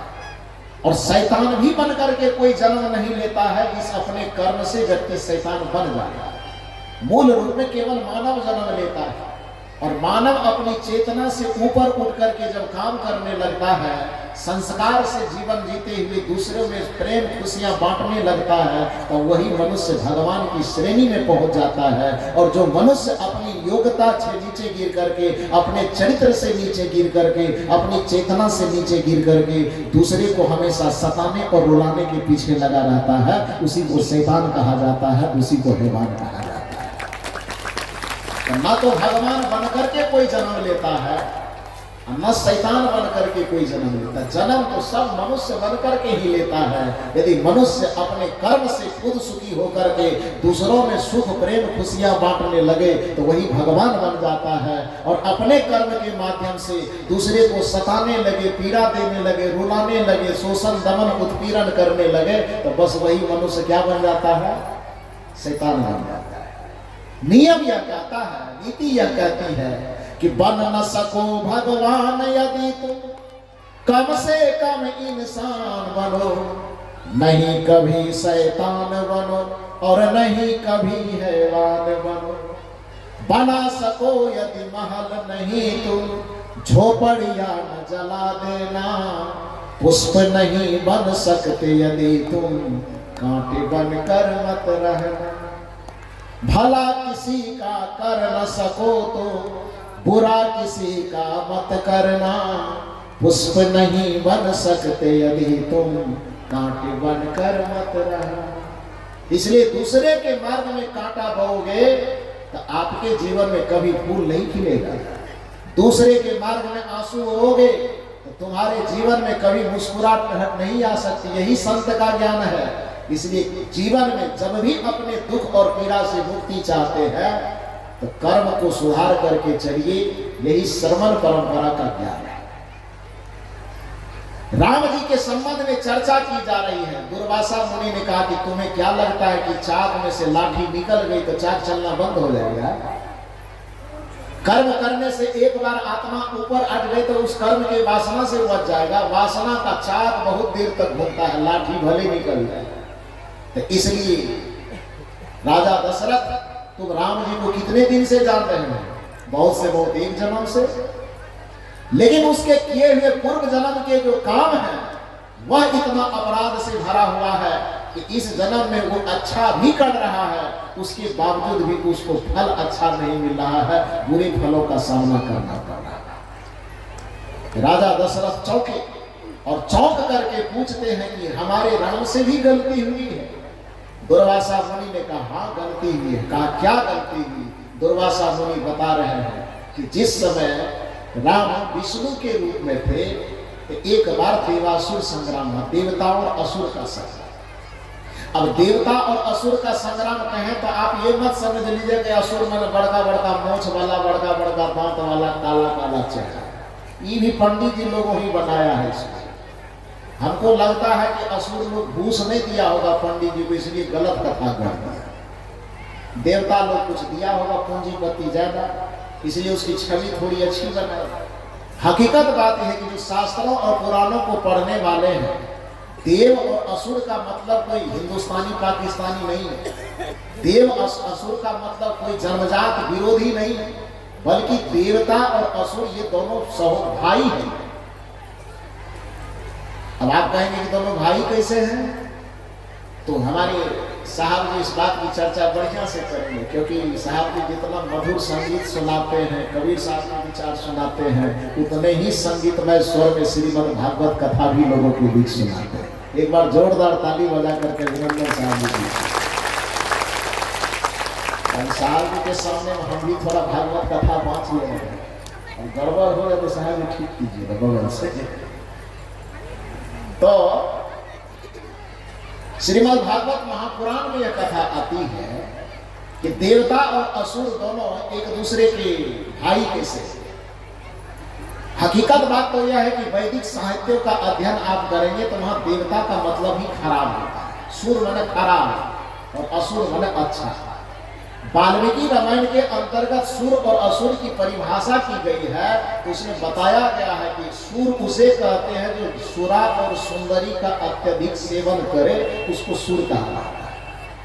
असुरा और सुंदरी के सेवन से अपने आप को बचा करके रखे, उसे असुर कहते हैं। क्यों? क्योंकि और निषेधात्मक उपसर्ग है। जो सुरा सुंदरी का सेवन करता है, उससे जो अपने आप को बचा करके रखता है, संयमित करके रखता है, उसको असुर कहा जाता है। इसलिए वेद का अध्ययन करने वाले कोई भी मनुष्य इसमें बैठे हो, उसे पता होगा। क्योंकि हम लोग देखें, पढ़े, वेद को आप पढ़ेंगे तो उसमें जितने भी देवताओं का वर्णन किया गया है, जिन भी शक्तियों का नाम लिया गया है, उस शक्तियों के विशेषण में सूर शब्द का प्रयोग कहीं नहीं है। सभी शक्तियों को असुर कह करके ही पुकारा गया है। इंद्र को असुर कह करके पुकारा गया, शिव को असुर कह करके पुकारा गया, वरुण को असुर कह करके पुकारा गया, ब्रह्मा को असुर कह करके पुकारा गया। यानी जितने भी देवताओं का नाम उसमें लिया गया है, तो किसी भी देवता को सूर नहीं कहा गया है। प्रत्येक देवता को क्या कहा गया है? असुर कहा गया। असुर क्यों कहा गया? असुर माने प्राण, शक्ति, और असुर माने उस शक्ति का जो मालिक हो, उसको असुर कहा गया। पंडित लोगों ने बाद में चल करके असुर का मतलब इतना विकृत कर दिया कि जिस किसी को असुर कहा जाता तो लगता है भयंकर गाली बात, उसका दांत बड़का बड़का होगा, बाल बड़का बड़का होगा, मुंह बहुत खोलता होगा, पूरा पहाड़ निकल जाए इतना बड़ा मुंह सुरसा की तरह। तो असुर का मतलब ये मानना। जबकि श्रीमद् भागवत महापुराण के अंतर्गत जो बात आती है, महर्षि कश्यप का नाम सुने हैं आप लोग? आप लोग सुने हैं कश्यप मुनि का नाम? कथा वाले सुने होंगे। अरे वैसे भी सुने हैं, विवाह करवाता है शादी पंडित जी, या किसी का गोत्र नहीं मिलता है तो कहता है कश्यप गोत्र का होगा, वही कह करके मंत्र पढ़ाता है, नहीं पढ़ाता है। जबंता सब नहीं जाने, बूढ़ा बाबा सब मुथी माथा ही। कश्यप एक ऋषि का नाम है, और वो इतने बड़े ऋषि है कि शादी के मंडप पर किसी लड़का लड़की का गोत्र नहीं मिलेगा तो पंडित जी खींच करके ले जाएगा और कश्यप नाम से ही मंत्र पढ़वा देगा, कहेगा मंत्र पूरा हो। बात समझ में आई? तो कश्यप ऋषि है। कश्यप ऋषि की शादी दो सगी बहन, एक ही माँ के गर्भ से जन्मे दो बहन, दीति और अदिति, उन दोनों बहनों से एक ही व्यक्ति की शादी हुई है। अब दीति और अदिति से शादी होने के कारण होता क्या है कि अभी जैसे पितृ सत्तात्मक वंश चलता है, पिता के नाम पर वंश चलता है, उस जमाने में पिता के नाम पर वंश नहीं चलता था, माँ के नाम पर वंश चलता था, इसलिए उसको मातृ सत्तात्मक वंश कहा जाता था। क्या कहा जाता था? मातृ सत्तात्मक वंश, यानी माँ के ही नाम पर खानदान चलेगा, पिता के नाम पर खानदान नहीं चलेगा। आगे चल करके हमें लगता है कि पुरुष लोग थोड़ा चालबाजी किया होगा, अब माँ से वो अधिकार छीन करके, कुर्सी छीन करके अपने नाम पे ले लिया। वो तो धन्यवाद कहो बाबा साहब भीमराव अम्बेडकर, उन्होंने कहा नहीं नहीं नहीं, जीवन निर्माण में खाली माँ या खाली बाप से काम नहीं चलेगा, दोनों का योगदान है। इसलिए आज जब भी कहीं पर कोई सर्टिफिकेट बनता है तो उसमें पिता के नाम के साथ साथ माँ के भी नाम को जोड़ा जाता है। ये अम्बेडकर साहब का दिया हुआ संविधान है। नहीं तो एक जमाना था जो एक पक्षीय था, खाली माँ के नाम पे ही खानदान चलता था। फिर पुरुष लोग आया करे बाप रे बाप, महिला सब अपने तरफ खींचे जाए, वो सब झपट करके पकड़ा और वंश परंपरा को क्या कर लिया? पिता के नाम पे कर दिया, पितृ सत्तात्मक वंश। तो जिस समय देव और असुर की चर्चा चल रही, उस पौराणिक काल में पितृ सत्तात्मक वंश नहीं होता था, मातृ सत्तात्मक वंश, मतलब माता के नाम पे ही वंश परंपरा चलेगी, पिता से कुछ लेना देना नहीं है। तो मातृ सत्तात्मक वंश होने के कारण अब पिता है एक कश्यप, अब माँ हो गई कितना? दो, दीति और अदिति। तो वंश किसके नाम पे चलेगा? माँ के नाम पर ना। माँ नाम है, एक का नाम अदिति है, तो अदिति जिसका नाम है उसके नाम से जो उसके गर्भ से जो बच्चे पैदा हुए, उससे जो वंश परंपरा चली, उस वंश परंपरा को कहा गया आदित्य वंश, माने सूर्य वंश। आदित्य सूर्य का दूसरा नाम है, पर्यायवाची शब्द है। तो अदिति से जो वंश परंपरा चली उसको कहा गया आदित्य वंश अथवा सूर्य वंश अथवा देव वंश। ठीक है। अब दूसरी बहन जो है उसका क्या नाम है? दीति। वो दीति होने, उसका नाम होने के कारण उससे जो वंश परंपरा चली उसको कहा गया दैत्य वंश। उसी दैत्य वंश का पर्यायवाची है राक्षस वंश, उसी का पर्यायवाची है असुर वंश। बात समझ में आई? तो पिता कितना? एक। माँ कितना? दो। संजोग ऐसा है कि दोनों माँ सहोदर बहन। यदि माँ के तरफ से देखोगे तो वो दोनों कौन भाई हो गया? मौसेरा भाई हुआ ना। अब पिता की तरफ से देखोगे तब कौन भाई हुआ? सौतेला भाई। प्रवचन तो बढ़िया समझ रहे हैं। तो पिता की तरफ से सौतेला भाई और माँ की तरफ से मौसेरा भाई। अब इसमें किसको दूध का धुला माने, किसको पानी काली का पुता माने, ये बताइए। दोनों भाई हैं। उन दोनों भाई के बीच में संपत्ति को लेके, सत्ता के लेकर के जो संघर्ष है, उस संघर्ष को इस पंडित जी ने हमको और आपको दिमाग को अब तक पूरा कबाड़ भरने के लिए इतना देवता और असुर के नाम पे पुराणों की रचना कर दिया कि आज भी जब कहानियां सुनते हैं तो हम भयभीत हो जाते हैं और अंधविश्वास और आडंबर के चक्कर में फंस जाते हैं। वस्तुतः ये देवी और देवता और कुछ नहीं है। पुराण में जो गढ़े गए देवी और देवता है वो वस्तुतः मनुष्य के शोषण करने के लिए पंडितों के द्वारा गढ़ा गया जाल है। इस बात को समझना आवश्यक है कि देवता और देव असुर के नाम पर जितनी कहानियां गढ़ी गई है, वस्तुतः ये वास्तविक कहानी दो भाई के संपत्ति और सत्ता के विवाद की कहानी। एक आदमी ज्यादा हड़प लेता है, एक को कम देता है, तो पंचायती बैठेगा कि नहीं बैठेगा? उसका विवाद है, उसका हंसेरी निकालता है। और पंडित जी जब कहानी बना बना के देवता आसमान में रहता है, असुर लोग पताल में रहता है, छीना झपटी और उसको इमोशनल अटैक करता है। खैर जो भी, अब हम जो कहानी सुना रहे तो कहानी को पूर्ण करता हूं। वो क्या है कि राजा दशरथ को दुर्वासा मुनि कह रहे हैं कि राम जी जिस समय में विष्णु थे उस समय में एक बार देवासुर संग्राम हुआ, देवताओं और असुरों का संग्राम हुआ। विष्णु जी देवता की तरफ से लड़ रहे थे। दानवों में जो सबसे बड़े योद्धा थे वह भी विष्णु के सामने लड़खड़ा गए। असुरों का संहार करते करते करते करते विष्णु जी उस सेनापति के ऊपर में प्रहार किया। जब वह देखा कि हमारी सारी असुर की सेना मारी चली गई है, वो दोनों असुर अपना जान बचाने के लिए भागा। भागते भागते भागते भागते जंगल की तरफ गया। असुर भागे जा रहा है और पीछे से विष्णु जी सुदर्शन लिए क्रोध में खदेड़ते जा रहे हैं। अचानक उस असुर को अपना जान बचाने के लिए जंगल में ही एक कुटिया दिखी। कुटिया के आगे में एक बूढ़ी माता बैठ करके माला जप रही थी। वह असुर जाता है, उस बूढ़ी माता के चरण को पकड़ता है और वो उस माँ से कहती है, माँ मेरी प्राण की रक्षा करो। चूंकि वह माँ ये आज के तरह जानती कि ये देवता और असुर में नहीं, ये ऐसा होता है जैसा हम लोग जानते हैं, तब भले उसकी रक्षा न करती, लेकिन वो माँ उस समय में थी, इसलिए वह जान रही थी कि देवता और असुर का जो संग्राम है कोई अच्छे और बुरे आदमी का संग्राम नहीं है, ये दो भाई का संग्राम। इसलिए उसके प्राण की रक्षा के लिए वह देवी थी कौन? महर्षि भृगु की पत्नी। कौन थी वह स्त्री? भृगु ऋषि का वह आश्रम था। भृगु ऋषि कहीं गए होंगे घूमने के लिए, उसी कुटिया में भृगु ऋषि की जो पत्नी थी वह बैठ करके माला जप रही थी, साधन भजन कर रही थी। वह असुर गया और दौड़े दौड़े भृगु ऋषि की पत्नी के चरण को पकड़ा और उसके बाद कहती, माता मेरे प्राण पर संकट है, मेरी रक्षा करो। वो संत हृदय पर दुख द्रवहि सो संत पुनीता, जो दूसरे के दुख को देख करके द्रवित हो जाए उसी को तो संत हृदय कहा जाता है। एक तो माँ हृदय है, संत के रूप में है, पैर पकड़ करके सामने प्राण की भिक्षा मांग रहे हैं कोई। माता ने कहा, जाओ बेटा कुटिया में छिप, जब तक मेरे सांस में सांस चल रही है, जब तक मेरे शरीर के अंदर प्राण का संचार हो रहा है, दुनिया का कोई भी काल आ जाएगा तुम्हारा बाल बांका नहीं कर सकता। जाकर के कुटिया के अंदर छुप जाओ, या उस माता का स्नेह उसको मिलेगा। गुरु का यही वरदान है कि जब भी कोई व्यक्ति गुरु के शरण में जाता है वह सबसे पहले निर्भय करता है, गुरु को सिर पर रखिए, चलिए आज्ञा मां, कहा ही कबीरता दास को तीन लोग डर नहीं। तीनों लोगों में गुरु के शरण में गया हुआ व्यक्ति को डरने की जरूरत नहीं पड़ती।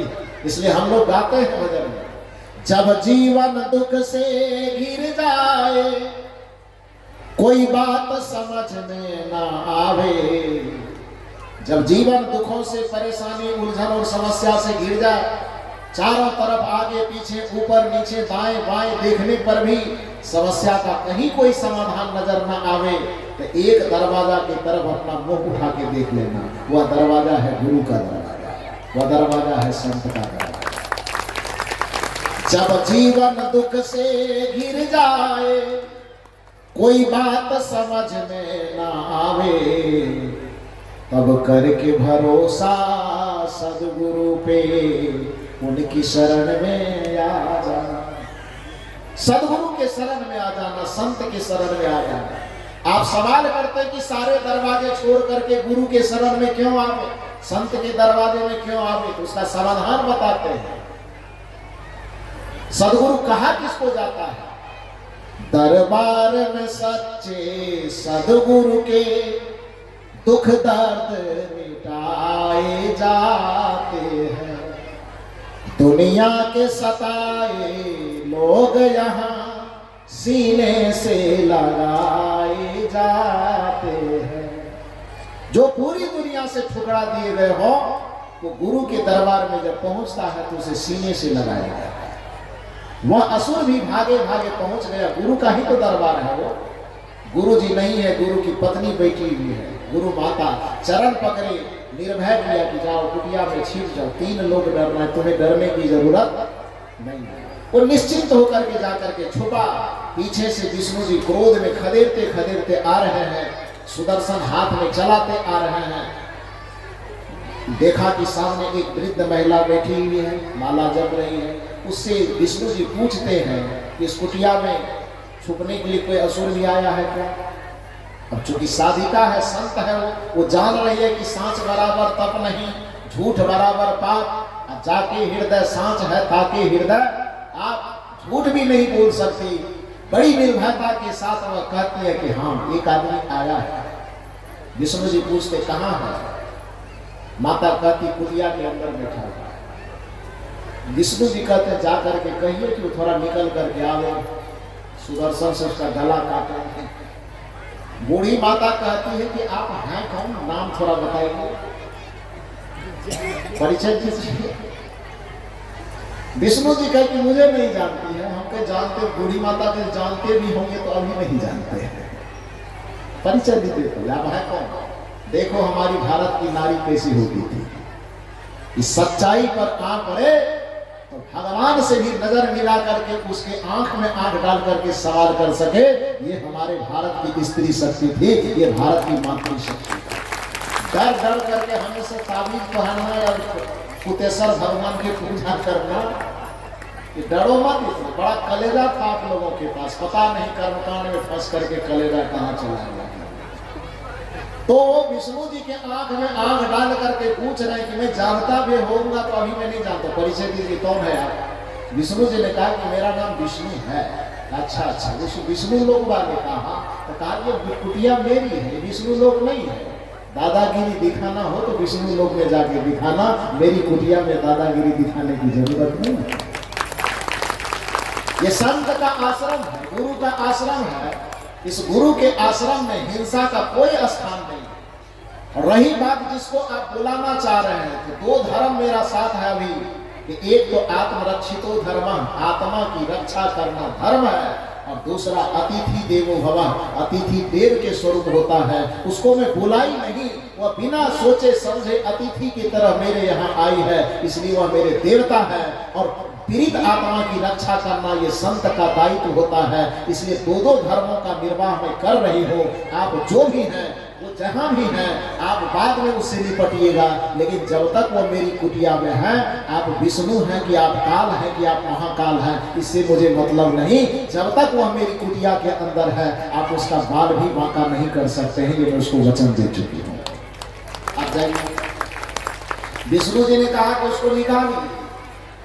माता ने कहा कि एक बार कहवाइए कि 100 बार कहवाइए, वही कहूंगा, या तो आप चले जाइए, नहीं तो बैठिए यहाँ पर, भूख लगेगी तो भोजन उजन दे देंगे, लेकिन उसको नहीं निकालना। विष्णु जी तिल मिलाने, और तिल मिलाते हुए क्रोध के आवेश में कहते हैं कि निकालती हो कि तुम्हें ही मार डालूंगा। उसने कहा कि मैं वचन दे चुकी हूँ कि जब तक मेरा प्राण रहेगा तब तक उसके प्राण पर आंच नहीं आएगी। क्रोध से तिल मिलाते का भगवान भी हो, लेकिन क्रोध तो काल है ना। कबीर साहब ने कहा जहां दया तहां धर्म है, जहां क्रोध तहां काल, और जहां दया तहां धर्म है, जहां क्रोध तहां काल, जहां लोभ तहां पाप, जहां क्षमा तहां आप, जहां दया तहां धर्म है, जहां लोभ तहां पाप, जहां दया तहां धर्म है, जहां क्षमा तहां आप। तो गलती हो गया। जहां दया तहां धर्म है, जहां लोभ तहां पाप, जहां क्रोध तहां काल है, जहां क्षमा तहां आप। ये कबीर साहब की साथ। तो कबीर साहब यह करें कि जहां क्रोध तहां काल है।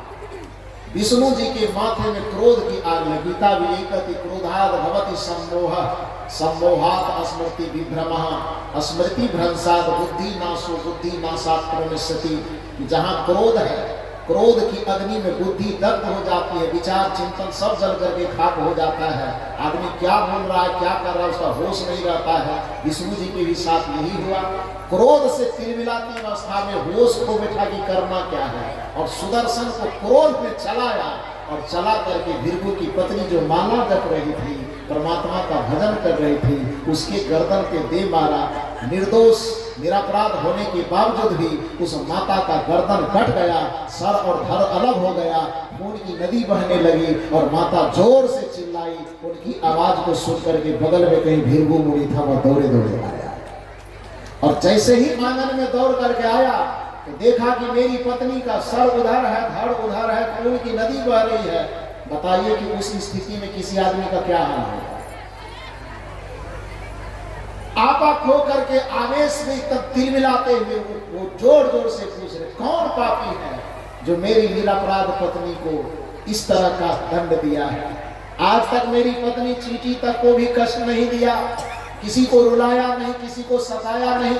इतनी सादगी के साथ जीवन जीने के बावजूद भी मेरी निरपराध पत्नी का यह हत्या किसने किया।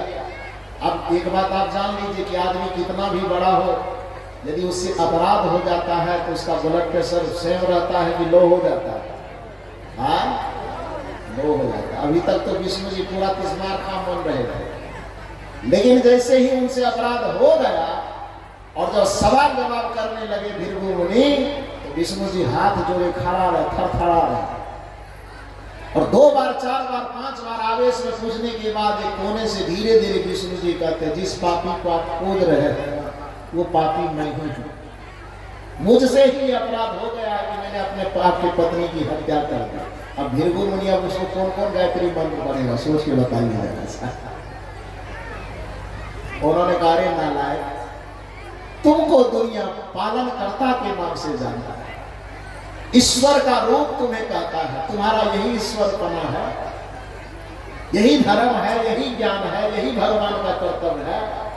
एक निरपराध प्राणी की तूने हत्या कर दी तो कर दी। बहुत उसमें कहा जाता है, उस शास्त्र को पढ़िएगा तब देखिएगा, तो बहुत तरह के आवेश में बात कहते कहते कहते कहते भृगु ऋषि कहते हैं कि मेरी धर्म पत्नी मर गई, इसके वियोग में मैं भी नहीं जिंदा रह सकता, मरना तो मुझे भी है, लेकिन मरने से पहले जा मैं तुझे श्राप देता हूं कि जिस तरह से मेरी पत्नी का कोई अपराध नहीं था, फिर भी तू मेरी पत्नी की हत्या करके उससे हमको जुदा करवा दिया, हमको उससे जुदा करवा दिया, और उसके वियोग में, हमारे वियोग में वो तरफ के मर गई, उसके वियोग में हम तरफ करके मर रहे हैं। जा मैं तुझे श्राप देता हूं कि आगे भविष्य में तुम्हारी भी कोई गलती नहीं रहेगी, फिर भी तुमको दंड स्वरूप पति और पत्नी कभी एक नहीं हो पाओगे, और तुम भी उसके वियोग में तरफ के मरोगे, वो भी तुम्हारे वियोग में तरफ करके। अब बात समझ में आई। राम जी के जीवन में तुझे कौन समझा रहे हैं? दुर्वासा मुनि समझा रहे किसको? राजा दशरथ। और दुर्वासा मुनि कह रहे हैं कि उसी कर्म के परिणाम में, चूंकि सब जानता है कि मर्डर केस की सजा कितना दिन का होता है, 14 साल का ना, 20 बरस का आता है, लेकिन काट छाट करके 14-12 तक पहुंचाता है ना, 13-14 छुट्टी उट्टी काट के उठते। राम जी को कितने दिन की सजा हुई थी वनवास की? 12 साल या 14 साल घटा कुछ समझे कि नहीं समझा।